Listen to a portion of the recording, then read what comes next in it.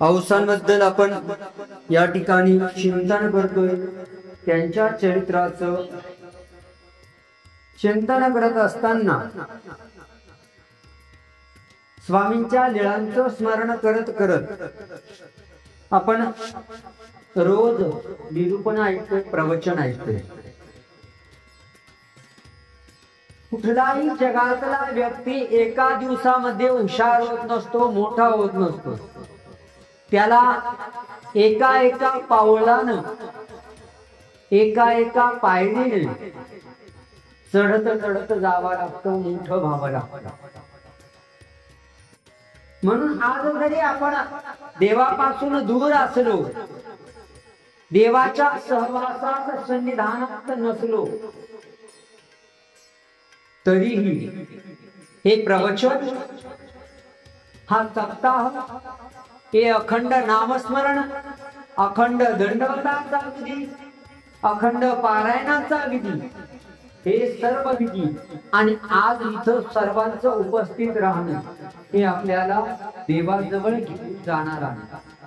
भगवान गोपाल कृष्णांच्या लीळांचं श्रवण करतोय आपण, सर्वज्ञ श्री चक्रधर स्वामींच्या लीळांचं श्रवण करतोय। पण एक दिवस देवाच्या लीळा बघण्याचा, आपल्याला देवाची मूर्ती बघण्याचा योग येण्याचं एक प्रवचन ऐकणं हे साधन आहे। म्हणून देवापर्यंत जाणं कोणीही एका दिवसात जात नसतो। थेंबे थेंबे तळे साचे, तसं एका एका छोट्या मोठ्या विधीने आपण देवाचं आवडतं होऊ शकतो। फक्त आपल्याला दैनंदिन जीवनातला थोडाफार वेळ देवासाठी देणं गरजेचं असतं। आणि मग एक दिवस आपणही बाईसांसारखं देवाचं आवडतं होऊ शकतो। आपणही औसांसारखं देवाजवळ जाऊ शकतो। आपणही माईंभट्टासारखं विद्वान होऊ शकतो। आपणही भट्टोबासांसारखं, नागदेवांसारखं आचार्य होऊ शकतो। आपलंही समर्पण नाथोबांप्रमाणे अवयव होऊ शकतं। आणि त्याच्यासाठी ही सर्व प्रक्रिया आहे। आपण जो देवधर्म करतोय, हा जो सप्ताह आहे, हा जो कार्यक्रम आहे, तो देवाजवळ जाण्याचा मार्ग आहे। जो रस्ता आहे देवाचा, त्या रस्त्याला लागण्याचं एक साधन आहे। पण जर आपण अशा मंगलमय कार्यक्रमामध्ये सहभागी होणार नाही, आपण पारायणामध्ये, स्मरणामध्ये, दंडवतामध्ये, प्रवचनामध्ये आणि या कार्यक्रमामध्ये सहभागी होणार नाही, तर आपल्यासारखे दुर्दैवी आपण दैवाने दिलं, कर्माने दिले। देव आपल्याला खूप काही देत असतो, संधी आपल्याला मिळत असते, पण ती संधी मिळालेली आहे हे आपल्याला कळणं महत्वाचं असतं। संधीचं सोनं करायला हवं। आणि 7 दिवस आपल्याला ही मिळालेली कार्यक्रमाची संधी आहे। सर्वांना देवधर्म करावासा वाटतो, परंतु वेळेअभावी, संसारातल्या अडचणी अभावी आपण करत नाही। 7 दिवस प्रवचन ऐकायला मिळणं हे मोठ्या भाग्याचं लक्षण आहे। पण तरीही आपण जर या मंगलमय कार्यक्रमाचा लाभ घेणार नसू, तर आपल्यासारखे कर्मकरंडे आपण दूर दूर आपण देवाला स्थानाला नाही जाऊ शकत। कुठल्या प्रवचनाला, मुक्तीला नाही जाऊ शकत, पण आहे त्या कार्यक्रमाला उपस्थित राहून त्याचा लाभ नक्की घेऊ शकतो। आणि जर आपण या कार्यक्रमाचा लाभ घेणार नसू, इथे स्मरण, पारायण, देवपूजा करणार नसू, प्रवचन ऐकणार नसू, सेवा करणार नसू, तर आपल्याला वर्षभर दुःखापासून कोणीही वाचू शकणार नाही। संकटांच्या वेळातून कोणीही काढू शकणार नाही। आजारपणातून कोणीही बरं करू शकणार नाही। तुम्ही म्हणसाल असं कसं? हा जो शरीराचा देह दिलेला आहे, हे जे देह आहे, हा जो वेळ आहे, तो सत्कारणी लागावा यासाठी मिळालेला आहे. आपल्याला जी 2 पाय मिळालेले आहेत, देवाने जे 2 पाय चालायला दिलेले, ते फक्त संसारात चालण्यासाठी नाही, तर ते देवाच्या मंदिराकडे येण्यासाठी. आपल्याला देवानी जी 2 हात दिलेले, ते सांसारिक कर्म कर्तव्य करण्यासाठी नाहीये फक्त, तर देवाचं दर्शन घेण्यासाठी. आपल्याला जी कान दिलेली आहे, ते कान आपण जर देवाच्या प्रवचनाने, देवाच्या निरूपणाने, देवाच्या लीलेने जर पवित्र केले नाही, तर बहिर होण्यापासून आपल्याला कोणीही वाचू शकणार नाही. देवाने दिलेलं मुख जर देवाच्या स्मरणाने, देवाच्या भजनाने, देवाच्या आरतीने आपण पवित्र करणार नाही, तर म्हातारपणी आपण काय बोलतोय हे नातवांनाही कळणार नाही आणि पत्नीलाही कळणार नाही, मुलांनाही कळणार नाही. आपल्याला हे जे शरीर दिलेलं आहे, ते देवाच्या उपयोगासाठी दिलेलं आहे. आपलं जे मन आहे, ते जर आपण स्मरणात, चिंतनात रममान करणार नाही, तर अंतःकरण भ्रंश होण्यासाठी, साठी आणि बुद्धी नाठी होण्यासाठी कोणीही वाचू शकणार नाही. कारण हे देवाने दिलेले आहे, ते देवासाठीच वापरावं आणि वापरावं यासाठीच देवाने दिलेलं आहे. बाकी कधी कुणाचा मुक्काम नाही सांगता येत. जीव देहाचा पाहुणा नाही त्याचे त्याला ठाव, जीव देहाचा पाहुणा नाही त्याचे त्याला ठाव. कधी संपेल मुक्काम, कधी सुटेल हा गाव, कधी संपेल मुक्काम, कधी सुटेल हा गाव. देवाने दिलेल्या वेळाचा आपण जर सदुपयोग करणार नाही, तर संसारातून निवृत्त झाल्यानंतर सर्व कारभार मालकी हक्क मुलाकडे दिल्यानंतर वेळ जाणार नाही.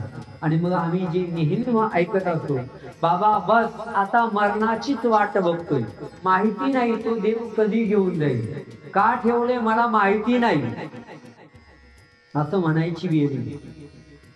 म्हणून देवाने दिलेले पाय मंदिराकडे जाण्यासाठी वापरा. इन पैरों से चल करते मंदिर कभी ना आया, जा जा पूजा तेरी कभी ना शीश झुकाया. हे दाता हार के आया, अब क्या रिचड़ा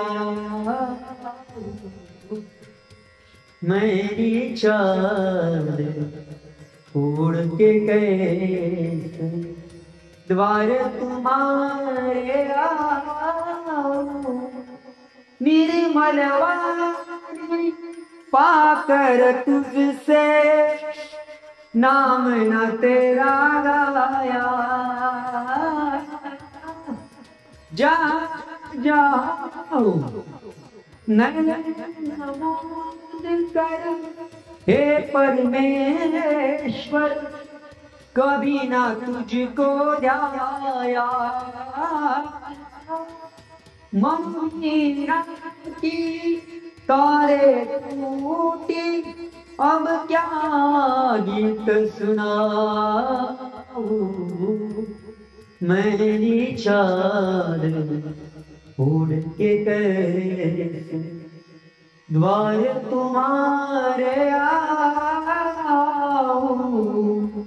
मेरी चाँद उड़ के कैसे हे पावन परमेश्वर मेरे, हे पावन परमेश्वर मेरे मन ही मन शर्मा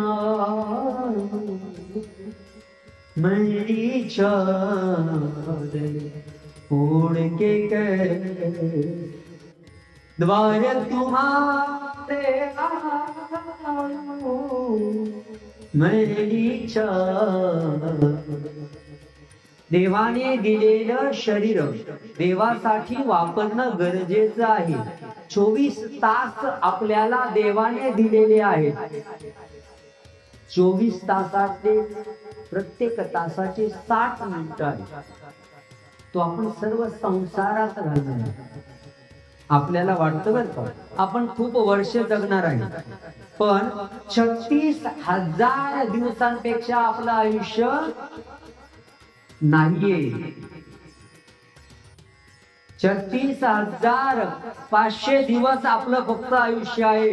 खूप काही अमर झाल्यासारखं समजू नका। आपल्याकडे खूप आयुष्य नाहीये, त्यातलं अर्ध्याचं अर्ध संपलेलं आहे आणि आपण 100 गुणिले 365 100 पर्यंत जातच नाही।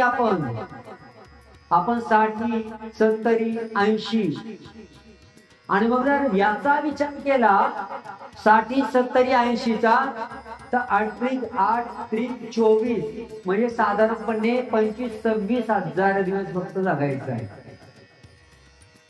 त्याच्यातलेही आता आपण 50शीत आहोत, 40शीत आहोत, म्हणजे अजून किती वर्ष?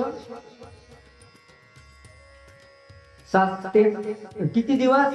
7 ते 8 हजार दिवस। 7-8 हजार रुपये तुम्हाला आता दिले, एका मिनिटात तुम्ही खर्च करून या। म्हणून जे दिवस आहेत ते खूप अत्यल्प आहेत आणि त्या अल्प दिवसांमध्ये आपल्याला परमेश्वराला मिळवायचं आहे। आपण परमेश्वर मिळवण्यासाठी काडीचाही देवधर्म करत नाही। आपला देवधर्म सुरू आहे सुखीसाठी, पैशासाठी, संसारातल्या कटकटी मिटण्यासाठी। आपला देवधर्म सुरू आहे व्यवसायात वृद्धी होण्यासाठी। आपला देवधर्म सुरू आहे आपलं शरीर तंदुरुस्त राहावं याच्यासाठी। आपला देवधर्म सुरू आहे मुलबाळ होण्यासाठी, ते मोठं होण्यासाठी, त्याचं कल्याण होण्यासाठी। परमेश्वराला मिळवण्यासाठी आपला देवधर्म शून्य आहे। सर्व आपण सकाम करतोय, आपल्याला मिळालेला वेळ हा अत्यल्प आहे, खूप कमी आहे।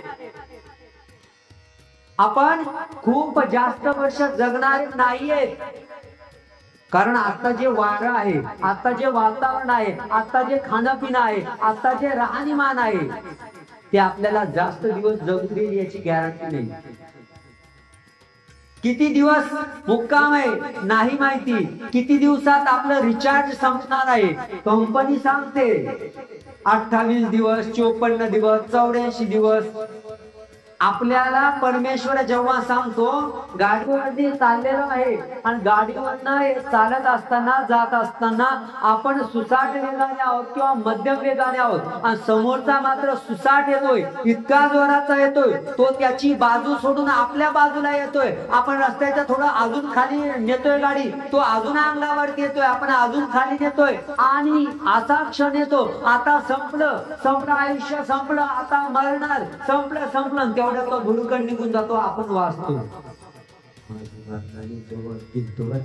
आज देवाने वाचवलं, हा रिचार्ज संपत आल्याचा संकेत समजा। गाडीवरती चाललेलो इतक्या जोरात धडक बसती किंवा इतक्या जोरात गाडी स्लिप होती, इतक्या जोरात डोकं आदळतं, संपलं असं वाटतं, तेवढ्यात वाचतो। हा देवाचा रिचार्ज संपत आलेला मेसेज आहे। आयुष्याचं रिचार्ज किती दिवस चालणार आहे कोणीही सांगू शकणार नाहीये।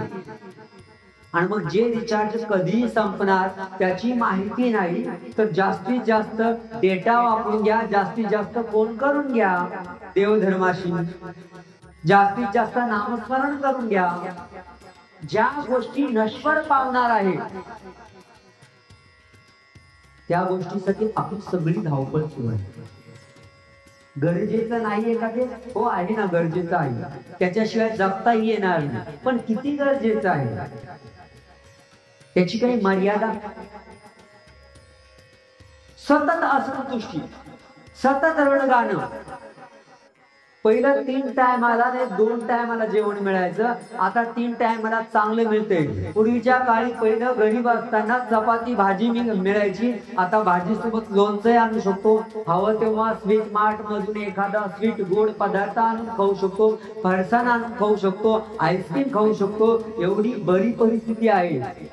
आपल्या सोबतचे अनेक जण डोळे पांगळे झालेले आहेत, कोणी देवाला प्रिय झालेले. आपण जिवंत आहोत. ही श्रीमंती नाहीये का? आहे. पण आपल्याला आपली किंमत कळत नाही. आपल्याला आपल्या वेळेची, आपल्या आयुष्याची, आपण नेमके कसे सुखी आहोत. ज्याला चालता येत नाही ना त्याचं दुःख बघा काय असतं. ज्याला बोलता येत नाही ना त्याचं दुःख अनुभवा. एकदा एखाद्या मूकबधीर शाळेत जायचं आणि मग आपण कसे आहोत ते बघायचं. एखाद्या अपंग शाळेत जायचं, अपंग अनाथ आश्रमात जायचं आणि मग बघायचं आपल्याला हे चालतं बोलतं, हा चालतोय, मान हलते, किती सुखी आहोत आपण. आपल्याला जर मोठ्या मोठ्या शहरांमध्ये जायचं, फुटपाथ वरती पालं टाकून, ताडपत्र्या टाकून, ताडपत्र म्हणजे पानच, जे तुमच्याकडे विविध आहेत तसे पिवळे पानं टाकून फुटपाथ वरती आयुष्य कंठतात राहतात.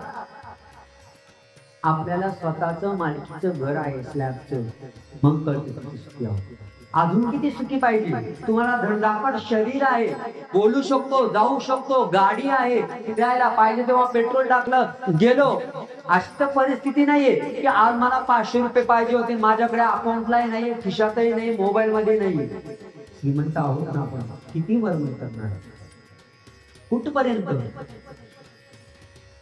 याला काही मर्यादा लक्षात घेण्यासाठी अशा प्रवचनांचं आयोजन असतं.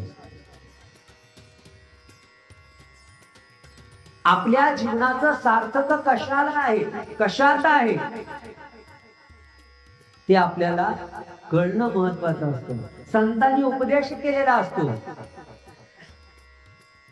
भज गोविंदम भज गोविंदम, गोविंदम भज मूढमते, पुनरपि जननम पुनरपि मरणम, पुनरपि जननी जठरे शयनम, भज गोविंदम भज गोविंदम. हे म्हणा देवाचं भजन कर, गोविंदाचं भजन कर. पुन्हा जन्माला यायचं आहे, पुन्हा मातेच्या गर्भात राहायचंय, पुन्हा जन्म घ्यायचा आहे, पुन्हा पुन्हा पुन्हा, किती वेळा पुन्हा पुन्हा. या प्रवचनाद्वारे, निरूपणाद्वारे आपल्याला कशासाठी आहे हा संपूर्ण डोलारा, हा संपूर्ण खेळ कशासाठी आहे, तर आपल्या जीवनाचं सार्थक कशात आहे हे कळण्यासाठी. आमच्या भक्तांना जीवनाचं सार्थक कळालं. वास्तविक त्यांना तो परिसरूपी दगड नाही मिळाला, पण जीवनाचं सोनं करणारा, लोखंडाचं सोनं करणार नाही तर आयुष्याचं सोनं करणारा परिस मिळाल्याची भावना त्यांची आहे आणि आपलं अख्खं आयुष्य देवाला अर्पण केलंय त्यांनी. आणि मग त्या देवाच्या सन्निधानामध्ये भिक्षा राहत आहे. आसराया पांघराया खूप, गादी आहे, ब्लँकेट आहे, अजिबात नाही. राहायला छत आहे, स्लॅब आहे, अजिबात नाहीये. जेवण काय रोज चांगलं स्वीट आहे, गोड, अजिबात नाही. भिक्षा मागावी लागते, दारोदारी भटकावं लागतं, या घराहून त्या घरात जावं लागतं. आपण दुपारच्या वेळेस बघितलं भिक्षेमध्ये त्यांना काय आला होता, मांडा आला होता. मांडा म्हणजे पुरणपोळीतला मोठा प्रकार. पण कधी कधी विटलेलं लोक द्यायचे, हेही खायचं, कारण की त्यांना जीवनाचं सोनं करायचं होतं. आपल्याला आपल्या जीवनाचं सोनं करायचं आहे.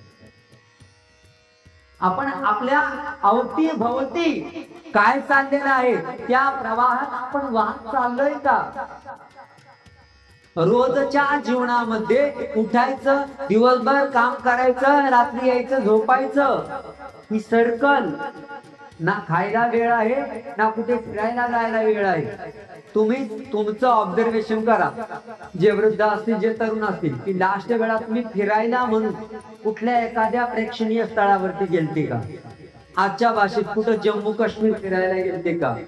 कधी दिल्ली मुंबई फिरायला बरं का, व्यापारासाठी नाही गेले, सामान आणायला असं नाही, फिरायला. काय काय आयुष्य आहे का? कधी मोकळ्या मनाने कुठल्या तीर्थस्थानावरती गेले, 2-4-8 दिवस राहिले. आता अंबाळीला कार्यक्रम आहे, नई रोटाला गेलं तर ते बाबांचं 2 प्रवचन 2 शब्द ऐकण्यापेक्षा गप जाऊन या. पण कधी तुम्ही गेले 2 दिवस अंबाळीला, काही कार्यक्रम नसताना निवांत राहिले? जाळीच्या देवाला आले गेले संपले. कधी गेलोय आपण? आयुष्य जगतो का घालवतोय आपण? आयुष्य जगायचं असतं, वाटलं तेव्हा वाटलं ते करायचं असतं. याला आयुष्य म्हणतात. जन्म आणि मृत्यू यांच्या मधला जो काळ आहे, जन्माचा एक क्षण असतो, मृत्यूचा एक क्षण होतो, याच्या मधला जो काळ आहे ना, त्याला आयुष्य म्हणतात. ते आपल्याला जगायचं आहे, घालवायचं नाही. जन्माला तर बैल पण येतात, आयुष्यभर काबाड कष्ट करतात, मालकाने झुकलं का जातात. मालकाने झुकलं की जातात. आपल्याला तसं करायचंय का?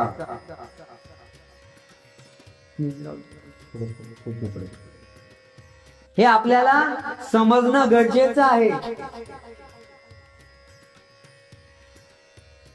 आयुष्याचं सार्थक कशात आहे हे औषधांना कळालं.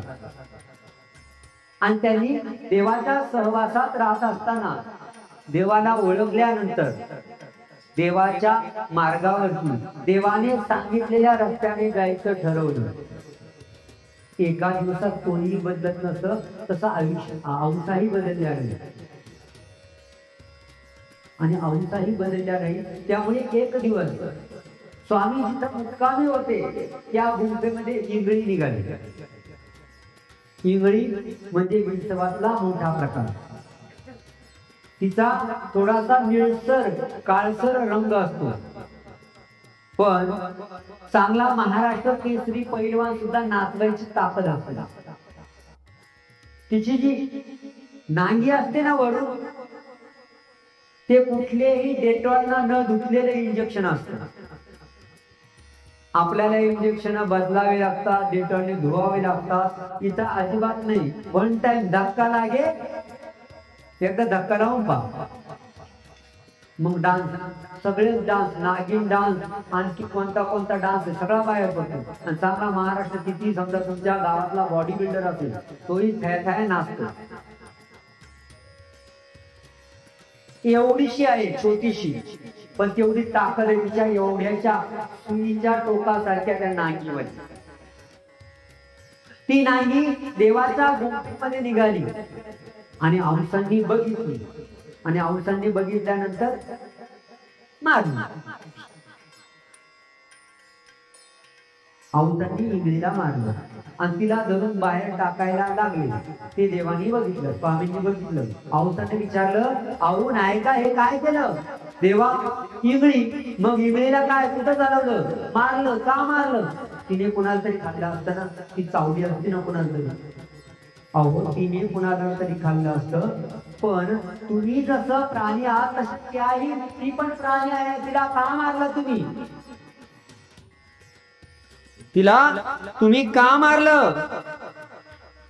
पुन्हा आयुष्य म्हणतात, औसा म्हणतात, देवा, तिने एखाद्या आपल्या भक्ताला चावलं असतं.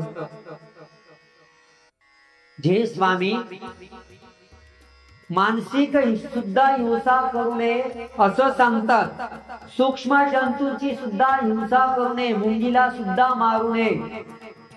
त्यांच्या त्या ठिकाणी मुंगी मारल्या गेली आणि त्याचं निराकरण स्वामी करतात. इंगळी मारल्या गेला नाही.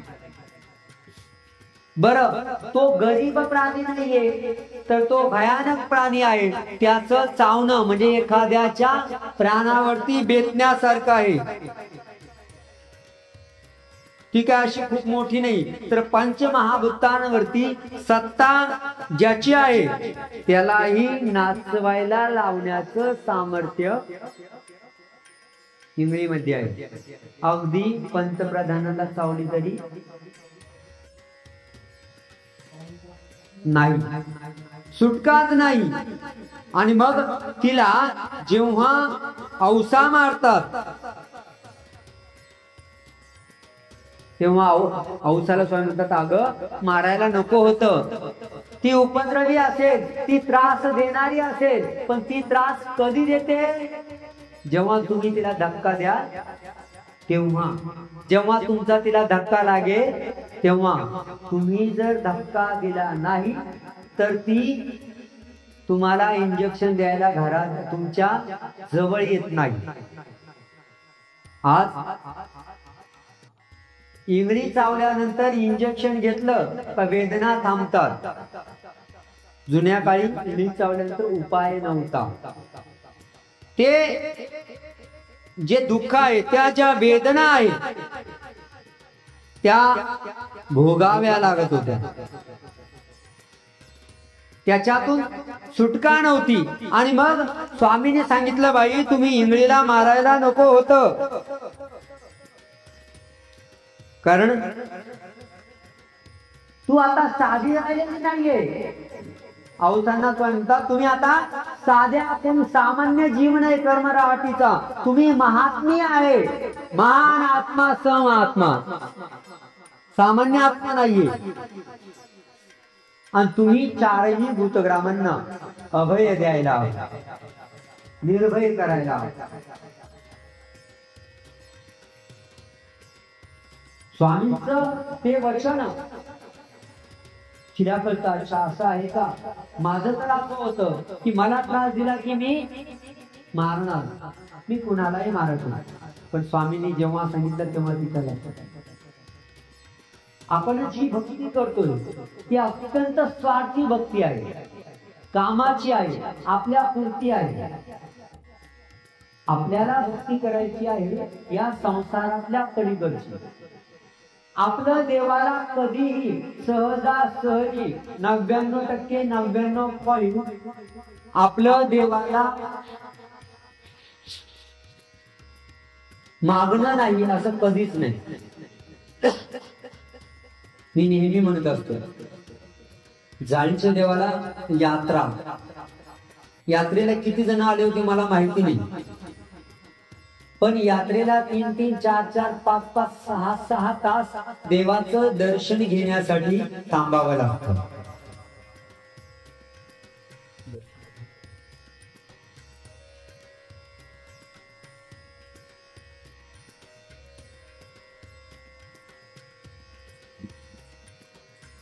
आपण एरवी जर जायचं देवाच्या मंदिरामध्ये दर्शनाला गेलो, काही मिनिटाचं दर्शन असतं आपलं. गेलो, डोकं टेकवलं, विडा ठेवला, चारी बाजूने डोकं टेकवलं, बाहेर आलो, दंड घातला, संपलं. 5-10 मिनिटाचा कार्यक्रम. पण यात्रेच्या वेळेला किती तास ते तुमचं गुड लक बॅड लक पावर किती वेळ तुम्हाला उभं राहावं. मी तर सांगतो, जेवढं जास्तीत जास्त वेळ तुम्हाला उभं राहावं लागेल तेवढं तुमचं भाग्य जास्त. का? 4 तास उभे राहिले तर 4 तास स्मरण होणार, 5 तास उभे राहिले 5 तास स्मरण होणार. आणि पाय पण म्हणतात, मी आहे बघा आतापर्यंत पाय आहे याची आपली लक्षात राहत नाही. आणि तिथं जेव्हा उभं राहावं लागतं 4 तास 5 तास, अरे बापरे, मग काही सेकंदाचं बसणं सुद्धा बरं वाटलं का? काही सेकंदाचं बसणं. आणि तेवढ्यात जर कोणी घुसला,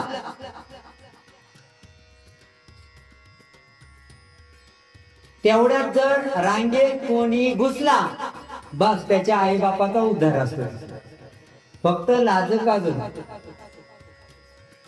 फक्त लाज काज.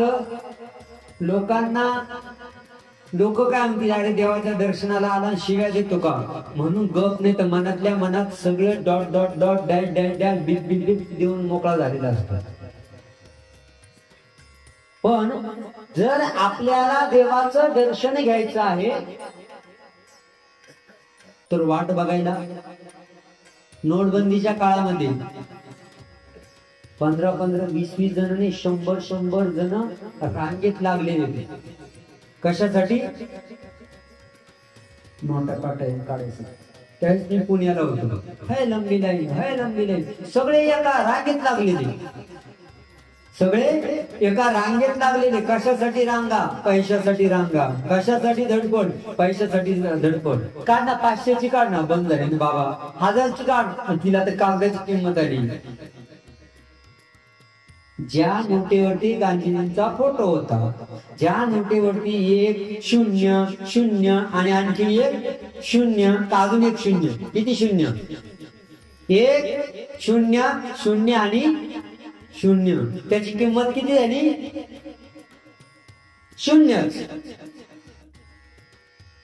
त्यावेळेस रांगेत लागतात. किंवा आता येईल पोस्टामध्ये, लाडकी बहीण, गर्दी दिसली, बाया दिसल्या, लाडक्या बहिणी आल्या. मी जाताना कुठे गर्दी दिसली, मी म्हणतो लाडक्या बहिणी जमा झालेल्या आहेत. किती रुपये? किती? 1500 का 2100? का ते पण झाले?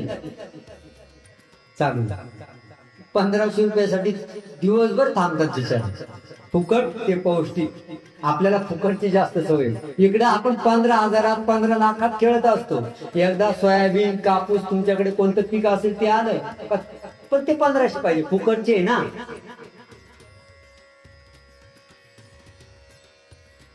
आपल्याला पैशाची किंमत, त्या 1000 रुपयाची किंमत संपून जाते. आपण रांगेत उभं राहायला हवं दर्शनाच्या वेळेस. त्यावेळेस कुठेही गेलो, मंदिरात, अंबाळीलाही अमावस्याला का पौर्णिमेला गर्दी होते? अमावस्याला. अमावस्या पौर्णिमा रांगेत उभे राहतात. त्याच्यातही मध्ये घुसायचं बघतो. किती मिनिटाचा वेळ असतो? थोडा वेळ. सगळी धडपड जी चाललेली आहे ती आपल्याला देवधर्मासाठी निर्हेतुकपणे कधीच नसतं. जेव्हा आपण देवाला काहीही न मागता स्मरण करू, देवाला काहीही न मागण्यासाठी अंबाळीला, जाळीच्या देवाला, कोणत्याही स्थानाला जाऊ, जेव्हा काहीच न मागता रोज देवाला पान, सुपारी, नारळ, फळाचा विडा ठेवू. आजपर्यंत कोणी केले असेल की 10-15 दिवस, महिनाभर रोज इथंच मंदिरात आले, दूर नाही, इथंच मंदिरात आले, नारळ, पान, सुपारी आणि फळ ठेवले, रोज विडा. कोणी ठेवला? कोणीच ठेवला नसला. काहीतरी बोर घ्यायचा आहे, दुकानाचं उद्घाटन करायचं आहे, घराचं भूमिपूजन करायचं आहे, त्या दिवशी उटी करतो, दूध आणतो, विडा आणतो, हार आणतो, उपहार आणतो. देवा सगळं देतो तुला, जरा माझ्या बोरला पाणी लागू दे. काही तर म्हणतातच, बाबा सगळं केलं त्या दिवशी, विडावसर वाहिला, देवाला स्नान घातलं, पण बोरला पाणीच लागलं नाही. आता त्या एका नारळाच्या पाण्यामध्ये, नारळामध्ये एवढं पाणी, त्यातल्या अर्धा आटलेलं, ते कधी कधी खडखड वाजतं. आणि तेवढ्या पाण्याच्या बदल्यात केवढं पाणी पाहिजे? 12 महिने 24 तास चाललं तरी 500 मोटर चालली पाहिजे. अशी तशी आपण देवाला न मागता कधी काही करतच नाही. मग देवाला न मागता जर आपण काही करत नाही तर देवाने आपल्याला न मागता कधी काय द्यावं?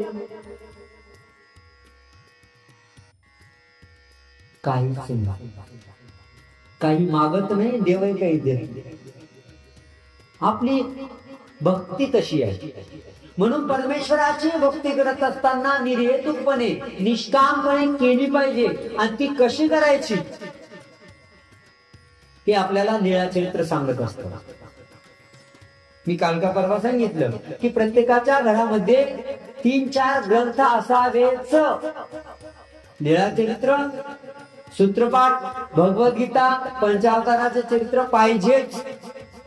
कारण कोणत्या पंथाचं काय आचरण करतोय आपण हे आपल्याला माहिती पाहिजे ना. तुम्ही दुकानदार आहात, तुमच्या दुकानामध्ये कोणता कपडा काय भावाला आहे हे तुम्हाला माहिती नसेल तर लाखाचे आदर करायला वेळ लागणार. 100चा कपडा विकला 10 ला, जमेल का? तो कपडा आणलेला कितीला आहे, त्याचा खर्च किती लागलेला आहे ट्रान्सपोर्टचा, आपल्या दुकानाचा खर्च जाऊन किती टक्के काढायचे, 20% मार्जिन काढायची आहे, 40 काढायची आहे, 70 काढायची आहे, हे तुम्हाला कधी कळेल जेव्हा त्याची सगळी पार्श्वभूमी माहिती असेल तेव्हा. नाहीतर माझ्याकडे 10 एकर जमीन आहे, त्या जमिनीमध्ये मी भर उन्हाळ्यात सोयाबीन पेरणार, काय धतुरा तरी उगवलं तरी, त्याचं ज्ञान तुम्हाला लागेल की नाही. पावसाळ्यामध्ये पेरायचं तर पाऊस कोणत्या पावसात पेरायचं याचा अंदाज शेतकऱ्याला घ्यावा लागतो. नाहीतर मी शेतकरी आहे आणि नको त्या वेळेला नको ते पीक लावलं, येईल का. हिवाळा असेल तर गहू चालतो, हिवाळा असेल तर चणा चालतो, तो लावला पावसामध्ये, चण्याचं झाड तरी उगवल का. प्रत्येक गोष्टीचं ज्ञान गरजेचं असतं. आपल्यालाच मुलं बाळ आहे का, जगात आपणच एकमेव नवसाचे आहे का, ज्याला मुलं आहे, बायको आहे, नवरा आहे, बाप आहे, भाऊ आहे, सगळ्यांनाच आहे. आपण वेगळं काय करतोय, आपण वेगळं जगनियंत्या परमेश्वराची भक्ती करतोय, हे वेगळेपण आहे. आपली खासियत काय आहे, आपल्याला परमेश्वर कळलेला आहे. या संसार चक्रातून, दुःख सागरातून मुक्त होण्याचा मार्ग माहिती झालेला आहे. पण माहिती झालेला आहे, तुम्हाला श्रीमंत होण्याचा मार्ग माहिती झाला, फक्त माहिती होऊन फायदा आहे का, नाही फायदा. श्रीमंत होण्याचा मार्ग माहिती झाल्यानंतर त्याच्यावरती चालावं लागतं. आपल्याकडे वेळ अत्यंत कमी आहे. तुम्हाला मी सगळ्यांना सांगितलं की या पलीकडच्या खोलीमध्ये सोन्याचे कॉईन आहे, सोन्याचे बिस्किट आहे, आणि तुम्हाला 30 सेकंद आहे. त्या 30 सेकंदामध्ये तुम्हाला घेता येत असेल तेवढं घ्या. आता तुम्ही पिशवी न्याल आणि एक एक कॉईन टाकाल का, जसं धान्याला पोत लावतात आणि असं वाढतात, कसं कराल तुम्ही. पिशवी घ्याल, कशाला जास्त नको, एवढी काही कॉईनची गरज नाही आपल्याला, एवढी बिस्किट कशाला पाहिजे, एक एक टाकू ना का पोत लावू, काय करणार आहे सांगा. नाही मला वाटतं तुम्ही एक एक उचलालो,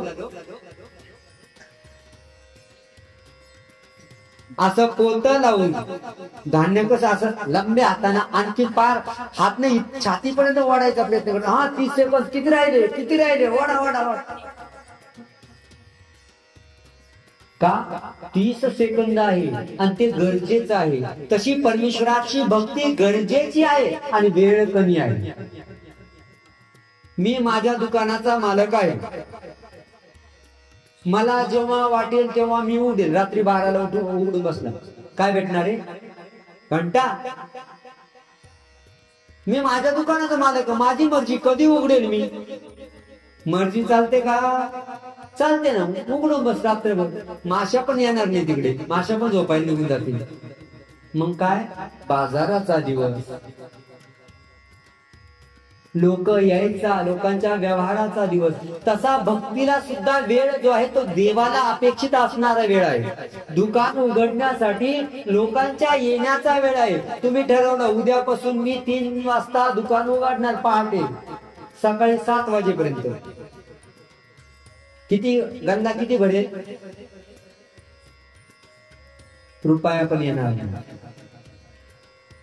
आणि सकाळी 8, 9, 10 वाजता 9 वाजता दुकान उघडेल तर दिवसभरात खूप काही कमवू शकतो. म्हणजे आपला व्यवसाय हा लोकांच्या काळानुरूप त्यांच्या सोयीनुसार आपण करतो. तसा देवाचा देवधर्म हा आपल्या सोयीनं करायला पाहिजे का देवाच्या सोयीनं. देवाने सांगितलेल्या नियमानं करायला पाहिजे का आपल्या नियमानं. देवाने सांगितला तितका करायला पाहिजे का आपल्याला वाटेल तितका. देवाकडून काहीतरी पाहिजे तर देवाने जसं सांगितलेलं आहे तसं करावं लागतं. आपण निर्हेतुक काहीच करत नाही. सगळ्याच्या सगळं आपलं सहेतुक असतं. परमेश्वराच्या सन्निधानामध्ये जाणारी भक्त, परमेश्वराच्या लीळा चित्रामध्ये असणारी भक्त ही परमेश्वराजवळ जाण्याचं कारण काय? कारण की त्यांची भक्ती पूर्वजन्मीचं सुकृत. बाईंसा देवाच्या सन्निधानात सहज येतात का? लगेच येतात का? नाही. पूर्वजो नाही फळास आली, पूर्वजो नाही फळास आली, भाग्य उजळले प्रभुजी, आरे बाई सागरी प्रभुजी, आरे बाई सागरी. देव घरी येण्यासाठी पूर्वजन्माचं सकृत लागतं. आपल्या सर्वांचं खूप मोठं भाग्य आहे, आपल्याला देवाची ओळख झाली आहे. ओळख होऊन फायदा नाही, तर त्या ओळखीचा आपण फायदा करून घेतला, सांगितलेला विधी आचरला तर. औसाने इंगळीला मारलं, त्रास देणारा प्राणी होता. कदाचित आश्रमात औसांना चावला असता, कदाचित वाईसांना चावला असता, कदाचित भट्टोबासांना चावला असता.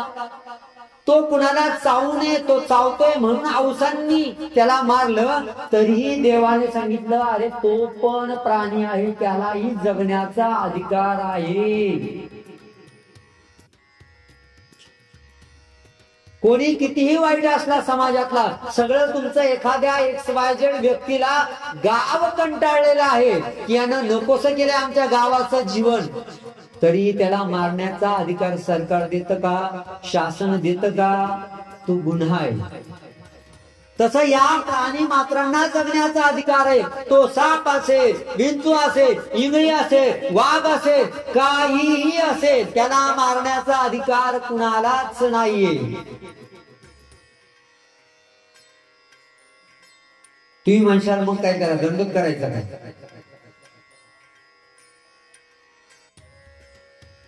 त्याला तो आला, घरात निघाला, मग त्याला काय दंड करायचा का? मग मारायचं म्हणून काय? जर तुम्हाला विंचू साप चावायचा असेल, तुम्ही कुठेही बसा, कुठेही जा, वाचणार नाही. पांडवांचा वंशज परीक्षित राजा, त्याने एक ध्यान धारणा करणाऱ्या साधूच्या गळ्यामध्ये जवळ पडलेला मेलेला साप गळ्यात टाकला आणि त्या ऋषीने श्राप दिला. आजपासून 7व्या दिवशी ठरलेले काही दिवस असेल, त्या दिवशी तू मरण पावणार, सर्पदंशाने तुझा मृत्यू येणार. आणि मग त्याला एका काचेच्या बंगल्यामध्ये ठेवतात. कशात? नाही वाचत, मरतोच तो. जे ठरलेलं प्रारब्ध आहे ना, तुम्हाला जर सर्प विंचू काही होणार असेल, चावणार असेल, तो कुठेही वाचू शकणार नाही. मग याचा अर्थ नाही आपल्या कर्मात आहे तर मग घ्या आता त्याला.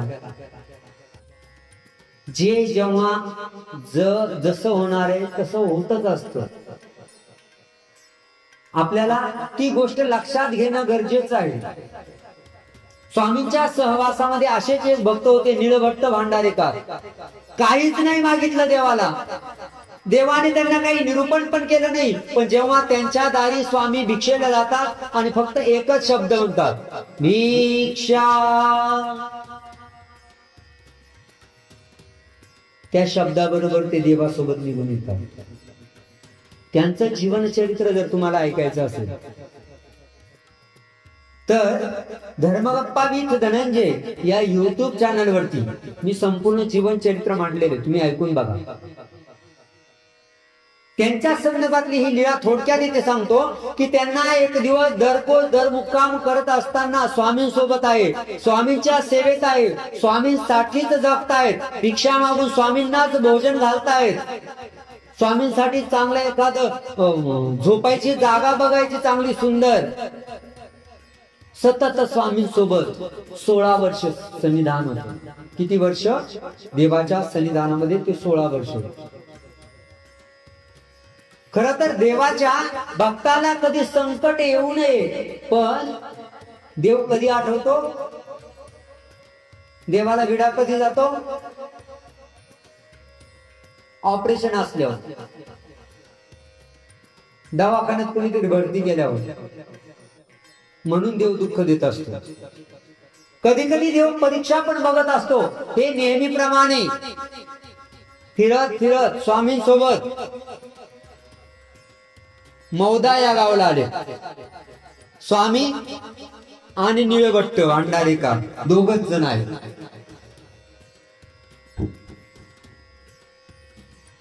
मौदा या गावाला आल्यानंतर एका ठिकाणी ते स्वामींना झोपण्यासाठी अंथरुण टाकायला जातात.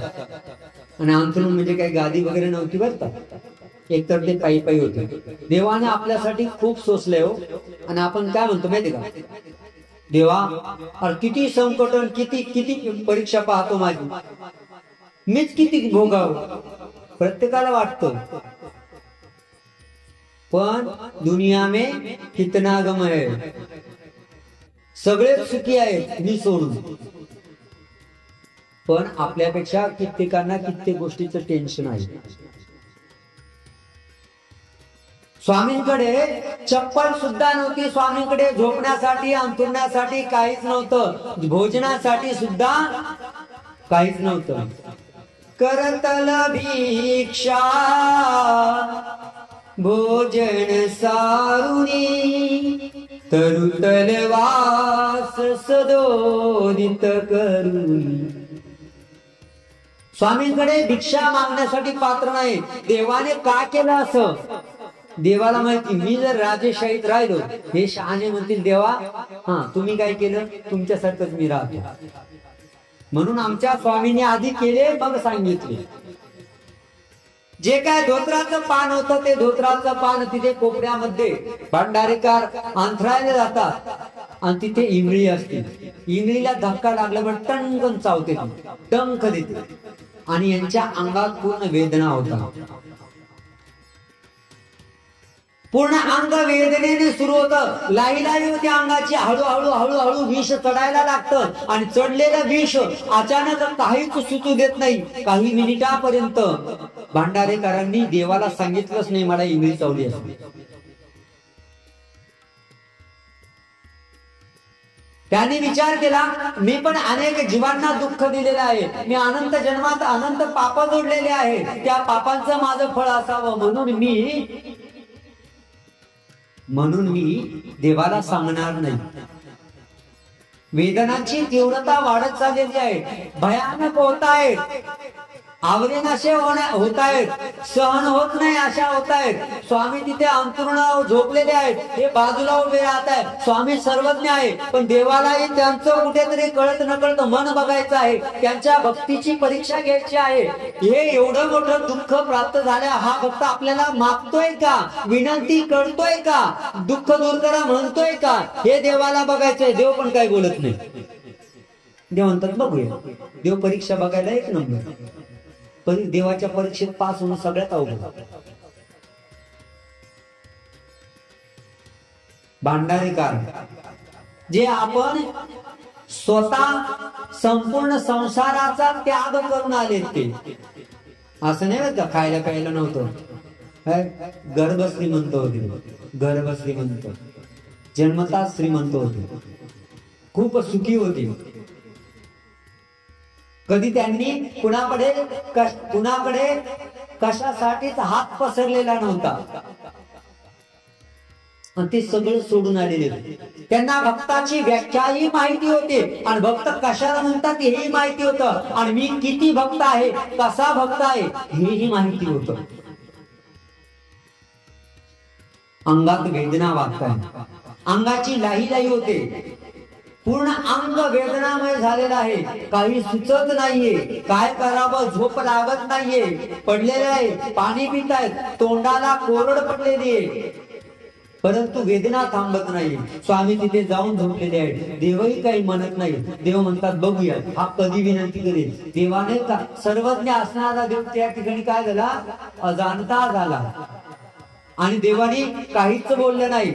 वेदना वाढतायत, भयानक होत आहेत, त्यांना माहिती आहे वेदनांवरती उपाय काय आहे. फक्त स्वामी म्हणजे स्वतःकडे साक्षात एवढा मोठा दवाखाना आहे, पण ते औषध घेत नाहीत, उपचार करत नाहीत. कारण की ते म्हणतात मागच्या जन्मातलं माझं कुठलं तरी मोठं पाप असेल, जे देवाच्या सन्निधानात मी असतो ना, ती इंगळी चावली, त्या इंगळीला मी कधीतरी मारला असेल, त्रास दिला असेल कुठल्या तरी जन्मात, कदाचित फक्त मारला नसेल तर ती चालताना साध्या पद्धतीने मारली, सुईने असे डांगणाने कशाने काढून टोचून मारला असेल, वेदना जखमा देव मारला असेल, तो बदलाही घ्यायला आलेली. विचार करतायत, मनात वेदना वाढतायत, कशातच लक्ष लागत नाही, झोपण्याचा डोळे मिटण्याचा प्रयत्न करतायत, वेदनेने कळता येत नाहीये. कळलं तर देवाला कळेल, देवाला कळलं म्हणजे दुःखासाठी मी रडलो, देवाला मागितलं. मी आजपर्यंत आयुष्यामध्ये कधीच कोणाला काहीच मागितलं नाही, कोणापुढे सुद्धा हात पसरला नाही, आणि मी आज देवाला कसं काय सांगू, देवा मला इंगळी चावलेली दुःख दूर करा. कसं मागू देवाला? जो मोक्षाचा दाता आहे, जो जन्म मरणाच्या चक्रातून मुक्त करणारा आहे, जो 84 लाख योनीतून मुक्त करणारा आहे, त्याला इंगळी चावली त्याचं दुःख दूर करा, एवढं छोटं काम सांगायचं. एखाद्या चक्रवर्ती राजानं शेण उचला बघा, ते काम तर सेवकांचं असतं. कसं काय सांगा, आवाज वेदना वाढतायत वेद पण थांबत नाहीयेत, वेदना थांबत नाहीयेत, वाढतायत वेदना, तो आवाज निघतोय परंतु तो आवाज दाबतायत. आपोआप वेदना जेव्हा होतात ना, आया बापू अरे बापरे कणणं सुरू होते, तर ते कणणं थांबवतायत. पण एक परिस्थिती होती, आता आवाज फुटणार आहे, त्यांना उपाय सुद्धा माहिती आहे की देवाला विनंती केली का थांबणार. कसं मागू देवाला, काय मागू देवाला, नाही मागत ते. देवाला विनंती करत नाही की देवा माझ्या वेदना दूर करा, त्यांना उपाय माहिती असतो की मी जरी देवाला विनंती केली नाही की माझ्या वेदना थांबवा, पण वेदना ज्याने थांबणार आहे तो उपाय माहिती, मग तो उपाय करण्याची परमिशन देवाकडून घे. खरं तर ती परमिशन घ्यायची गरज नव्हती, परंतु त्यांना माहिती आहे देवाचं नाव आहे म्हणजे त्याचा हक्क, त्याच्यावरती हक्क देवाचा आहे. जसं कुणाचा तरी अपमान केला तुम्ही नाव घेऊन, त्याला तो लागतो, कारण ते नाव त्याचं असतं. बिना नाव घेता काही टीका टिप्पणी केली तर चालून जातो.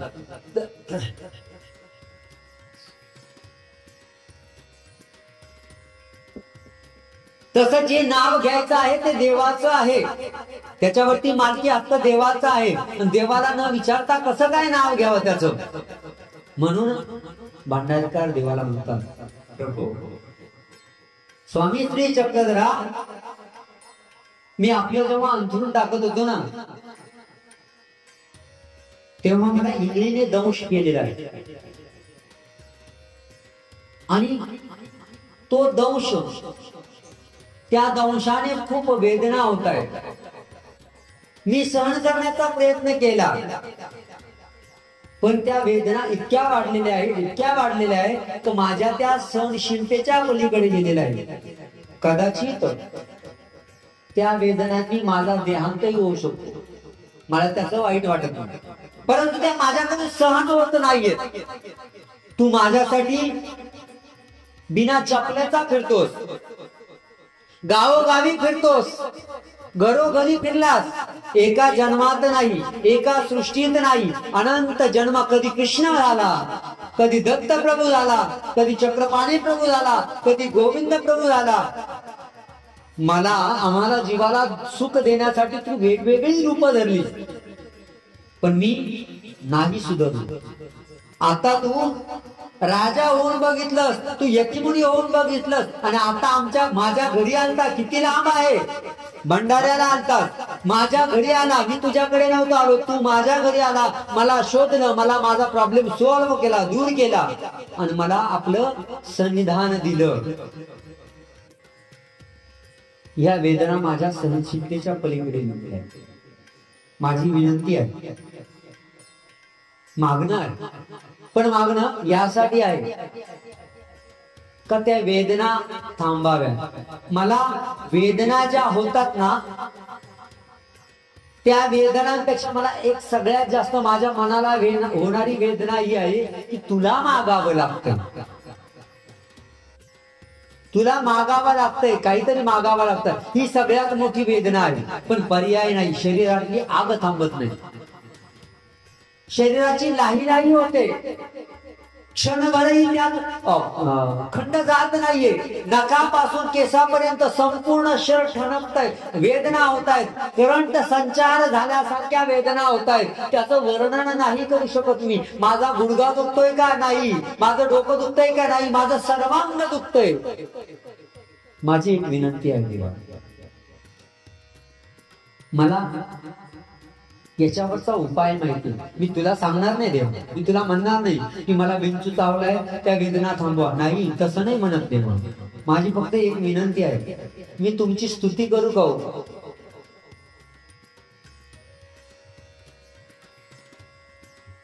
तुमची स्तुती करू का? कारण ती स्तुती कोणाची आहे? तुमची आहे. त्याच्यावरती मालकी हक्क तुमचा आहे. जी गोष्ट तुमची आहे ती तुमच्या परवानगीने मी घ्यायला हवी ना. तुम्ही सांगा, स्तुती करू का? तुम्ही नकार देणार असाल तर मी करणार नाही.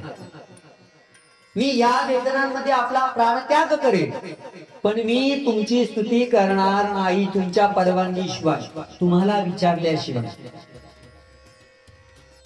एखाद्या डॉक्टरला आजारावरचं औषध माहिती असताना तो कुणाच्या विचारण्याची, कुणाच्या सांगण्याची वाट बघेल का? हे म्हणतात, तुम्ही जर नाही म्हणला तर मी नाही करणार स्तुती. परंतु ती स्तुती जर केली ना देवा, तर त्या स्तुतीच्या भरामध्ये मी हे दुःख विसरेल, आणि दुःख विसरून त्या स्तुतीने वेदनाही हळूहळू कमी होती. म्हणून तुमची स्तुती करायची. ते म्हणतात, करा, माझी स्तुती करायची आहे. देवाला वाटतं, काय काय भक्त आहे, माझी स्तुती करायची सुद्धा परवानगी मागतोय. किती प्रसन्न झाले असतील देव. नाही मागितलं, त्यांनी म्हटलं का, देवा तुमची सेवा करत होतो, तुमची अंतरून टाकायला गेली, मला विंगडी चावली, ते दूर करा बरं. कशी काय चावली? तुमची सेवा करत होतो, असे कसे देव तुम्ही, काय कामाचे? म्हटलं का? नाही म्हटलं. असं काही चांगलं नसतं देवा, तुमची सेवा करता. मी काही दुसरं काही करत होतो का? मी तुमच्याच सेवेला लागलेलो होतो ना. तुमच्या मंदिरात येताना माझी गाडी कशी काय ऍक्सिडेंट झाला? देवाला आपण रागवतो.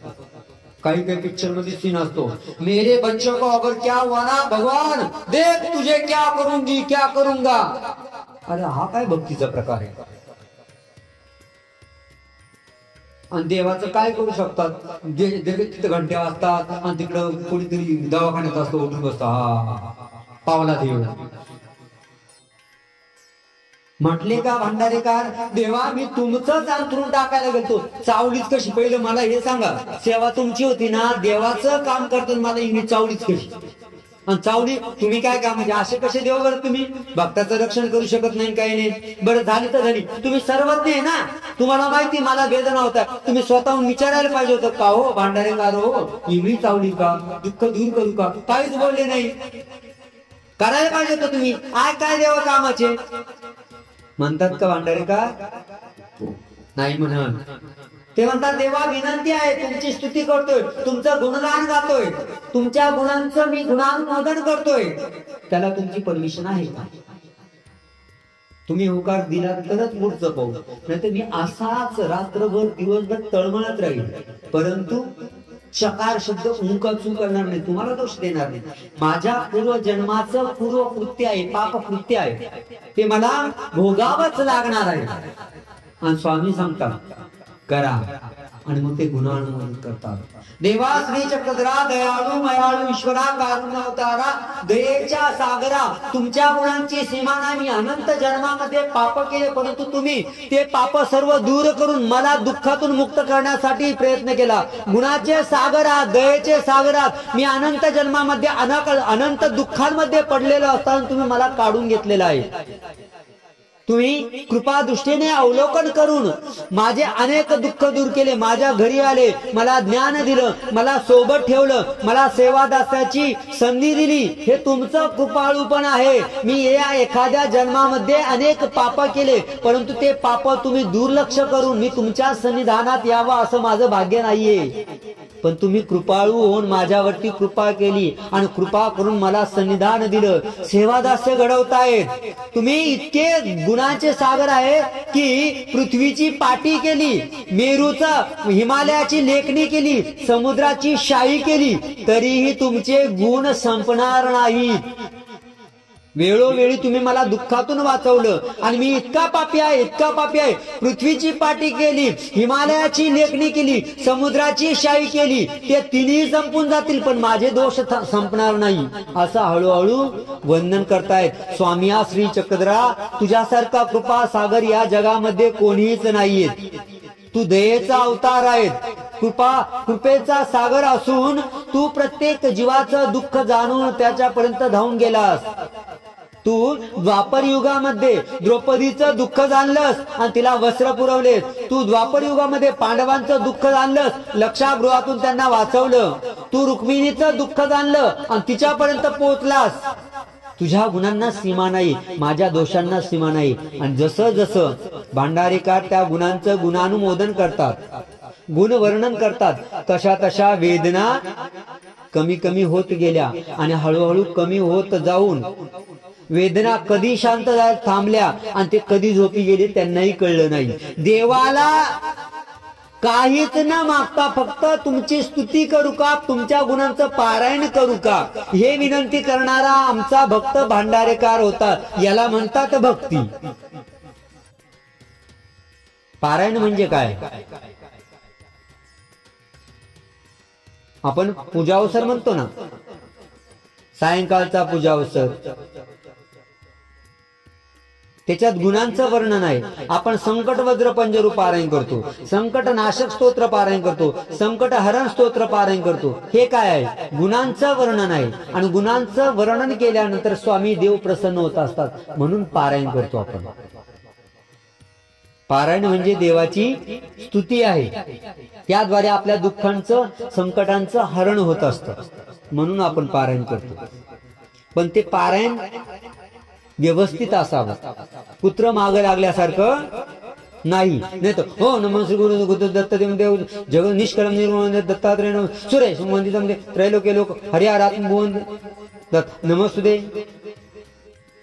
15 अध्याय. हो उर्दू मध्ये शाखा पण जणू काय ब्राह्मणाचे मंत्र चालू आहेत. देवाला कळत नसतं, अरे कोणत्या भाषेत बोलतोय, मला मराठी येते, संस्कृत येते, तू तेलुगू बोलतोय काय का कन्नड बोलतोय. पारायण शांततेनं तरी हवं.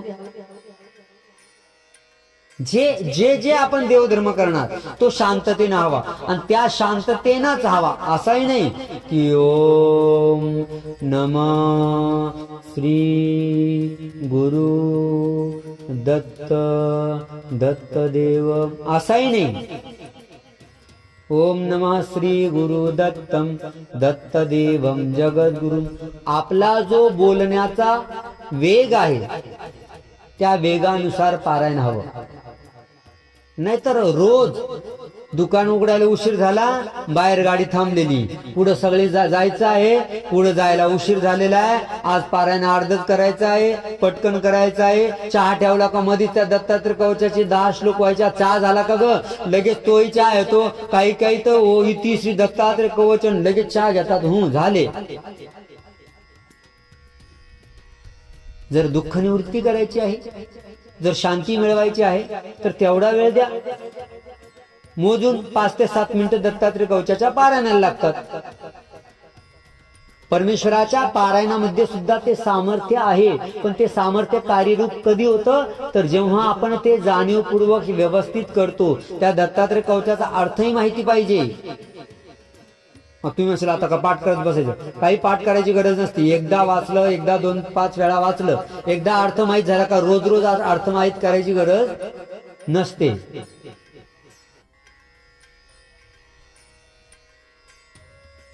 आपल्याला अर्थच माहिती नसेल. मगापासून मी डिस्टर्ब झालोय, जेवायला बसलो होतो आणि जेवायला बसलो, सगळ्या मुली बसल्या माझ्याजवळ. काय सोनी काय नाव सांगितलं, सानवी. म्हणलं अर्थ काय, ती म्हणे काय माहिती.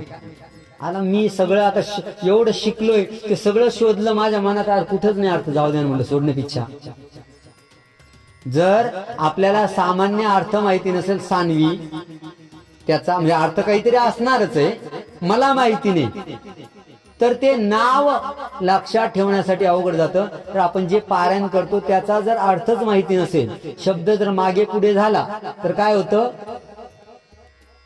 बदलतं. जसं धचा मा केला म्हणून पेशवांचा नाश झाला म्हणतात. जसं पंचावतार तुम्ही आरोगणेला, या आरतीमध्ये एक ओळ आहे, मी दीन दुर्बल दास तुमचा हो. मी दीन आहे, दुर्बल आहे, दुबळ आहे, दास तुमचा आहे. आणि त्याच्या ऐवजी काय काय म्हणतात, मी दीन दुर्बल ऐवजी मी दीन दुर्लभ. माझ्यासारखा भक्त तुम्हाला जगात सापडणार नाही. दुर्लभ म्हणजे काय, सहजासहजी मिळत नाही, ते अर्थ बदलला ना. मी दीन दुर्बल, मी दुर्बल आहे, दीन आहे, विनंती स्वीकार करा. मी दीन दुर्लभ, पटकन जेवायला या, नाही तर तुम्हाला कोणी देणार नाही दुसरं. अर्थ बदलला. म्हणून जे पारायण करतोय त्याचा अर्थ माहिती पाहिजे. हळूहळू माहिती करून घ्या, एका दिवसात तोडा. प्रत्येक गोष्ट करायची ती जाणीवपूर्वक ज्ञानपूर्वक करणं गरजेचं असतं. म्हणून स्वामींच्या सन्निधानामध्ये जे जे भक्त होते औसांना स्वामी प्रत्येक गोष्ट समजावून सांगतायत. म्हणून ती हळूहळू हळूहळू घडते. जेव्हा आपला शेवटचे दिवस येईल ना, तेव्हा तुम्हाला कळेल पहिल्या दिवशीची सुरुवातीची औसा आणि आता ज्या भक्तीत रममान झालेली ती औसा काही वेगळीच आहे. पहिल्यांदा देवाला प्रिय होण्याच्या अगोदर आपण देवप्रिय करायला हवा. जर एका दिवशी मंदिरात नाही गेलो तर आपल्याला चुकल्यासारखं वाटतंय का? एका दिवशी स्मरण पारायण नाही केलं तर आपला दिवसभर मनाला चुकचुक पाल लागलेली आहे का? मनात थोडी खंत आहे का? आंघोळ नाही केली तर दिवसभर आपल्याला फ्रेश वाटतं का? चहा नाही घेतला तर काही जण ते चहा नाही भेटला तर बाबा चहा पाजा ना. मी म्हणतो थोडा वेळ लागेल, अर्धा तास जातो, बाबा चहा आला नाही ना अजून. अरे सांगतो थोडस स्वयंपाक चालू आहे सगळ्या लोकांचा. बर पुन्हा 15 मिनिटं जातात, बाबा बघा ना तेवढं बघा ना. हो काही सुचतच नाही मला. तसं स्मरण नाही झालं, पारायण नाही झालं, देवपूजा नाही झाली, मंदिरात नाही गेलो तर आपल्याला होतंय का? झालं पाहिजे. त्या दिवशी आपण खरं देवाचे भक्त. आपल्याला ती गोष्ट आपल्या दैनंदिन जीवनाचा भाग झाली पाहिजे. आंघोळ कसं नसं वाटतं, फ्रेश वाटत नाही, आळस गेला नाही, चहा नाही घेतला, झोपच उघडली नाही, अशी तरतरी आली पाहिजे.